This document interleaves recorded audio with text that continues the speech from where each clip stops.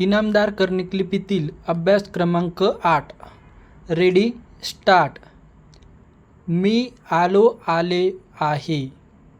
तू आला आली आहेस. आपण आला आहात. आलो आहोत.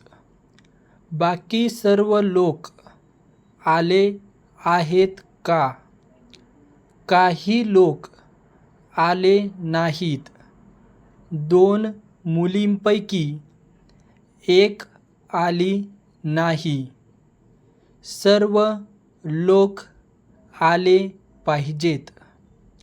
यापूर्वी सर्व लोक आले होते.